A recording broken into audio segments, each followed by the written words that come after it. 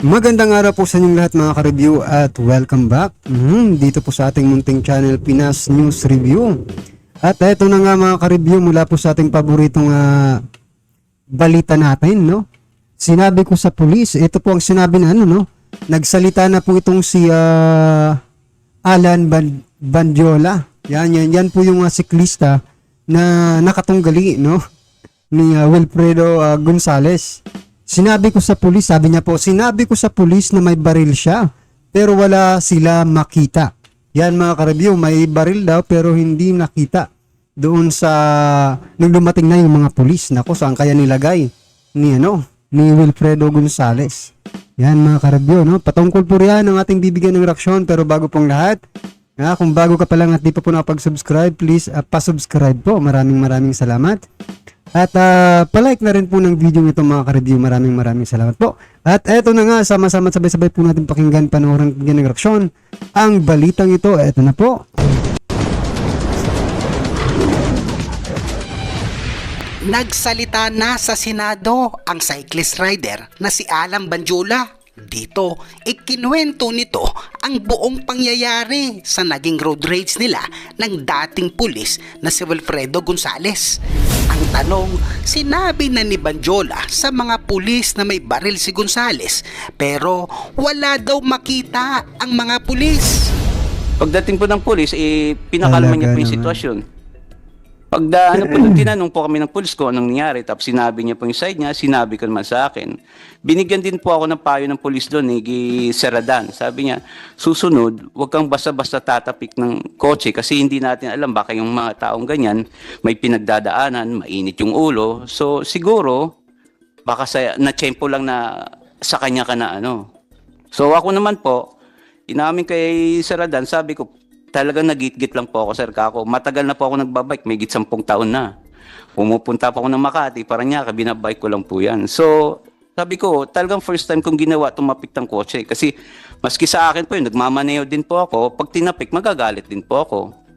So, sabi ni Ginoong Seradan, sabi niya, hindi namin pwede arestuhin si Ginoong Gonzales. Wala naman kami nakitang baril So ganito na lang, sabi tatawag tayo sa traffic sector para maayos to at magawa ng incident.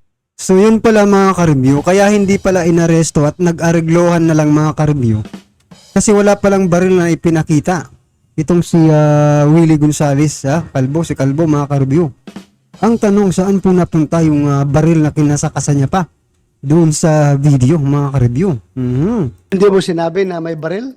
Sinabi ko po sa kanya. Tapos ano sabi ng pulis? Wala naman po silang nakitang baril, sir Wala silang nakitang baril. Opo, pagdating po nila. Sinumbong mo. Kasi may baril yan, Opo. kinasahan ako. Opo, pero sabi nga nila, wala po silang nakitang baril, kaya hindi po nila pwedeng arestuin. First Adan. Dagdag pa ni Bandiola, siya na di umano mismo Yari, itong mga pulis na ito mga ka-review talagang hindi na natututo. Ito na naman, pulis na naman po mga ka-review. Ay, pinagtanggol, pinagtakpan itong si Gonzales, mga ka-review. Sinabi na pala sa kanilang may baril. Sa bagay, hindi rin nila nakita kasi tinago na ni Kalbo. ang nagpakumbaba at siya na ang nakipag-ariglo kay Gonzales. Napag-isip-isip ko, kako, malaki abala na sa akin to Unang-una, walang kasama yung mga anak ko sa bahay. Wala yung misis ko po.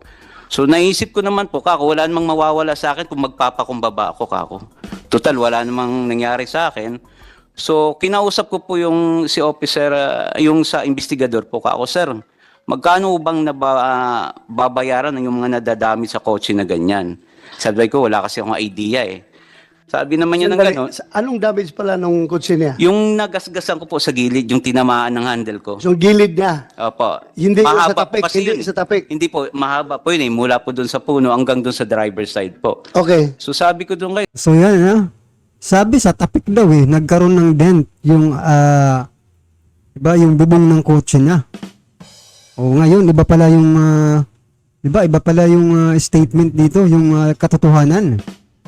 Gas-gas pala yung dahilan kung bakit sila nag-away. sir, sabi niya, usually sa Banawi, mga 2.5 siguro, ganyan. Sabi niya, sir, ganito na lang po ako. Kausapin niyo na lang po si Ginoong Gonzales, pwede ko naman bayaran yung na-damage ko. Sabi ko, pwede kami mag-usap, tawagin niyo po, mag-usap kami yung lalaki sa lalaki. So nga po, siguro dahil nag-subside na rin yung galit ni Ginoong Gonzales, nagharap po kami dalawa. So sinabi ko sa kanya, sir, kako, kung ano may nadamage sa kotse nyo, babayaran ko yan. Pero hindi cash, kako. Hulugan kung gusto nyo. Doon nga po, siguro napag-isip din ng Ginoong Gonzales na seryoso naman pa ako sa sinasabi ko. Sabi ko, sir, may 800 ako. Itong 500, ibibigay ko in good faith. Sabi ko, paunang bayad doon sa na-damage ko. Ngayon, kung may problema po doon, iiwan ko yung number, tawagan niyo po ako. Hindi ko po tatakbuhan yung responsibilidad ko. So doon naman po sa portion na yon, humingi din po ng pasensya sa akin si Ginoong Gonzales. Sabi niya, pasensya ka na kasi pag rush hour, di natin maiwasan, may napapasok kami sa bike lane. So pasensya ka na doon sa nagawa ko. So doon po nangyari, nang nagkasundo kami, nagkamay po kami. Ako, wala na po akong galit sa kanya eh. Napatawad ko na po siya. So nagkamay kami, nagyakapan. Tapos ang isa pong inano ko doon sa pulis, kako sir, isa lang concern ko. Kasi papadyak pa po ako pauwi, galing to na Welcome Rotonda hanggang Caloocan. Sabi ko, paano po yung safety ko? So ang sabi po ni sir, sabi niya, huwag kang mag-alala. Bakit ka? Akala ko ba nagkaayusan kayo? Nagkabalikan kayo ng loob? Yun nga po, no, mga ka-review. Sinabi niya nagka-areglohan na. Pero syempre, naniniguro din yung tao. Kasi, di ba, kinasahan siya ng baril eh. Ano bang malay natin kung riding in tandem ito, di ba? Diba? Talagang, hindi pa rin siya tiwala, no? Hindi pa rin siya tiwala dito kaya Gonzales. Kahit nagkaayos na sila, wala pa rin po siyang tiwala doon kay Gonzales. Oh, hindi eh. Kamayan pa kayo. Bago po kami nangyari, sir, inano ko muna yung safety ko po, sir eh. So, before kayo Opo. nagkamayan, Opo. bago kayo nag-reglo, nagtanong ka. Opo, yun Alam ang ko after na. Hindi po. Sabi ko, paano po yung safety ko? Sabi ni sir, yung sa investigaro, walang mangyayari sa'yo. Pag oras na may gumalaw sa'yo, siya ang unang aarestuin namin, siyang person of interest. So sumagot naman po si Ginoong Gonzales. Sandali lang ha, balikan Opo, ko lang sige po. yung sabi mo, nagbayad ka? Yun po yung good faith ang pagkabigay ko sa kanya, Sir Kano? Honor, 500. Kasi nung una, ayaw nga niya tanggapin. Sabi, ba't di na lang 800? Sabi ko, sir, pangkain ko po yung 300 matitira kasi nagugutom na ako, nanginginig na ako sa gutom kako. Sigurado ka? In good faith na gusto? Opo, So ayan mga ka-review 800 yung pera niya, binibigyan niya sana yung, binigay niya yung 500 pero sinabihan siya na bakit hindi na lang 800, di ba? Yung talaga naman, wala lang ang pera. binigay ko po yung Bigyan Your mo lang. Honor kasi Ayaw niya tanggapin? nung una po, kaso nang huli, nakumbinsi ko na rin po. Okay. Sabi ko, hindi ko naman tatakban yung responsibilidad ko kako sa nagasgas, yung na-damage ko sa kotse mo. Babayaran ko yan, kaya iniwan ko po yung cellphone number ko po. So nang nagbitaw naman po si Ginoong Gonzales na walang mangyayari sa akin, doon na po na nagkamay na po kami. Niyakap ko po siya kasi wala naman po, okay na po sa akin yun eh. Nagpakumbaba na po ako. So doon nga po sa portion na yon, pati yung anak niya, kinamayan ko kasi sabi ko walang samaan ng loob. Ayaw ko magtanim pa yun ng samaan ng loob kasi nagayos na kami. So after nun po, umalis na po sila, kinuha ko yung bike. Pag alis ko po, tinawag pa ako po ng isang pulis na investigador. Sabi niya, sir, kain muna tayo o magkape kasi malayo pa papadyakin mo, madaling araw na. Yun nga lang po, iniisip ko yung anak ko dahil walang kasama, hindi ko na po napagbigyan yung imbitasyon niya. Kaya doon na po, umuwi na po ako ng that time po. Doon po nagtapos yung lahat. Your Honor. At sa police station naman, okay naman di umano ang trato sa kanya ng mga pulis at hindi naman ito tinakot. At may malasakit pa sa kanya ang police investigador. Doon sa police station, were you treated properly ng kapulisan? Wala naman po ako nakita Wala ka mali reklamo po doon? sa Ginawa naman po nila yung trabaho nila. Ginawa nila? Hindi naman po ako tinakot doon eh. Maayos po yung tinakot? pagtrato nila. Okay ka, Actually okay po, ka. kinakausap po nila ako doon. May binibiro nila ako para lang po mawala yung kaba ko. Yung Pero ganun. yung tagal, di ba? Anong oras nangyari yun? Alas 6? Actually po, nagtagal kami, Your Honor, sa traffic sector kasi nga marami pong inaasikaso yung investigator doon, traffic investigator. So yung alas 6, umabot ka ng alas 2 ng madaling araw, okay lang yun sa'yo? Wala kang reklamo? Wala pong reklamo dun, Your Honor. Wala kang iniisip na itong mga pulis na ito? Ay, wala naman po. Ang sa ginawa naman po nila, trabaho po nila yun eh. Wala po akong magagawa. Okay. Trabaho po nila yun. So, sinunod ko lang naman po kung ano yun. So, hindi ka feel threatened doon sa police station, ha? Okay ang pakiramdam mo? Wala po. Wala po akong nakitang mali doon sa pagtrato nila sa akin. Actually nga po, si- kung galit sa akin po yung isang pulis, ba't pa niya ako ayaing kumain? Kasi nga sabi niya, malayo pa papadyakin mo, kain muna tayo, di ka magkape muna tayo, sabi niya sa akin. So, doon pa, umahinangaan ko pa po doon siya sa ginawa niyang yun eh.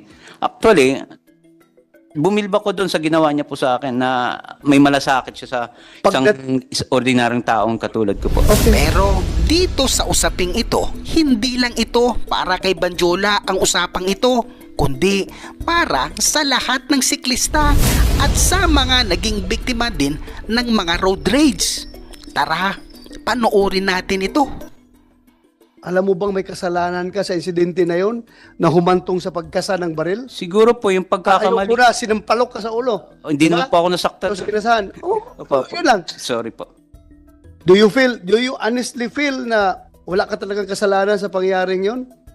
Ang isang pagkakamali ko lang doon siguro, Your Honor, yun talaga ko yung pagtapik ko po sa kotse niya na doon nagsimula lahat po siguro. So, may guilt feeling ka doon sa pagtapik mo sa Opo, kotse kasi niya? kung hindi ko po ginawa siguro yun, hindi kami hahantong sa ganung senaryo po siguro. Okay. Thank you. Now, Mr. Chairman, yes, sorry right, Hindi, right. ayoko lang pakawalan yon, Mr. Banjo. Kasi sinabi mo di ba? Kung hindi mo naman tinapik, dalawa lang mangyayari sa'yo. Opo. Masasagasaan ka o masasagasaan mo yung mga tao, di ba? Opo, yung pasahero. So hindi mo kasalanan yon.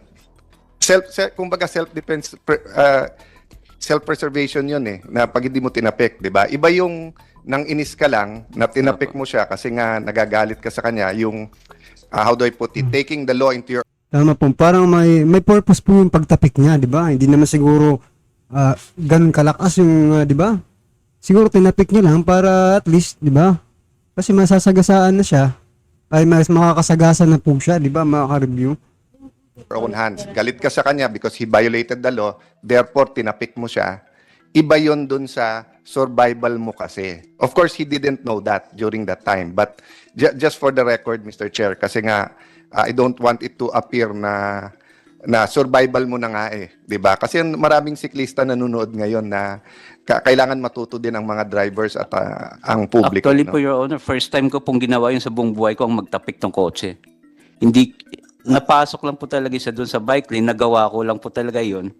Dahil wala na po akong choice that time. Kahit sino po sa atin, pag nalagay sa ganung sitwasyon, gagawin po yung gagawin ko. Tsaka, alam mo, Mr. Alan Banjola, yung presensya mo ngayon dito sa hearing na ito, you are not only representing yourself, you are representing the whole biking community na nakatikim ng pambubuli ng mga four wheels na sasakyan.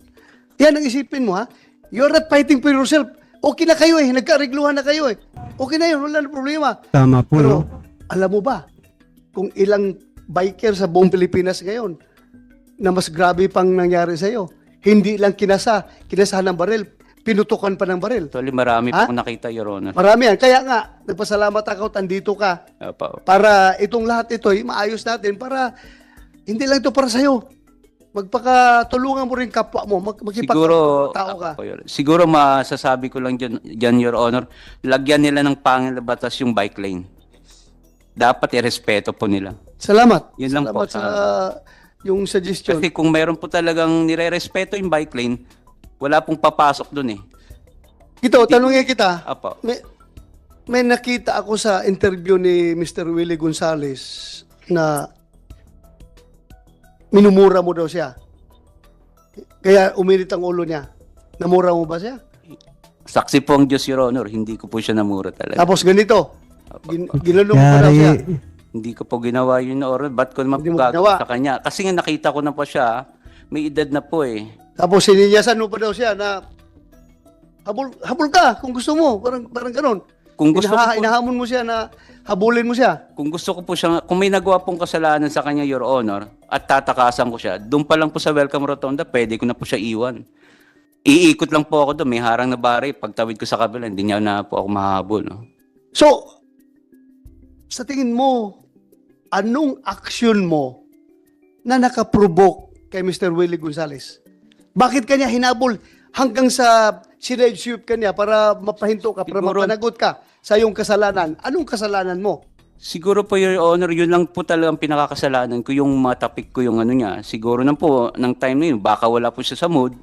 Sa akin lang po talaga na ano yung galit niya siguro, nang natapik ko yung kotse niya. Grabe dito no mga ka-review. Itong napakabait po ni sir no mga ka-review. Kasi isipin mo, inaano na siya ni Senator Bato na sige magalit ka dito sa ano, pero napakabait po talaga. Hindi. Wala ka pakialam sa mood niya. Pakialaman mong safety mo, yung sarili mo. You do not huwag mong i-justify yung action niya. Opo, You opo. justify your own action. Yun lang po siguro nagawa ko, Your Honor, yung pagpasok niya sa bike lane na natapik ko yung kotse niya. O yun lang, ang tingin mo Yun po kasalanan siguro mo. nag-provoke sa kanya. So walang murahan, walang finggiran, Wala. walang hamunan. Basta humantong na lang sa batukan at kasahan ng baril. Yun lang. Yun na po, Your Honor, siguro ang nakikita kong dahilan. Yung pagtapik. Opo, Kaya kahinabol niya. opo. Other than that, hindi ka niya ipupurso, sigurado. Wala po, yun lang po nakikita kong dahilan, Your Honor. At you think kasalanan mo yun, yung pagtapik ng kotse niya? Siguro, Hindi, siguro.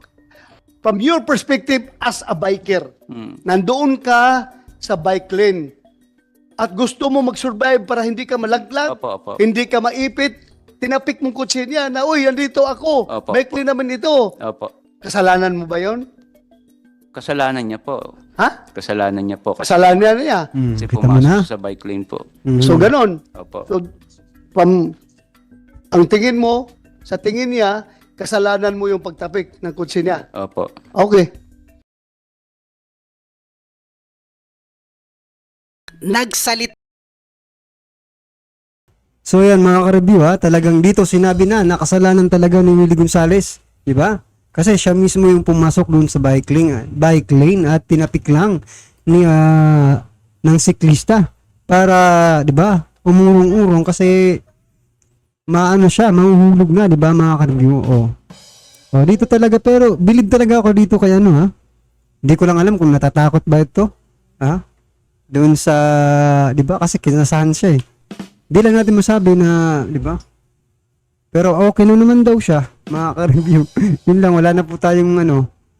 Ang pagpupukusan na lang siguro dito nila Senator Bato, itong si Willie Gonzales, nako mga ka-review, talagang napakarami po pala ng kaso nito. So yan mga ka-review, ano po ang iyong reaction dyan sa mga kwento, no? Ni Alan Bandiola mga ka-review, yung siklista na doon sa road rage mga ka-review.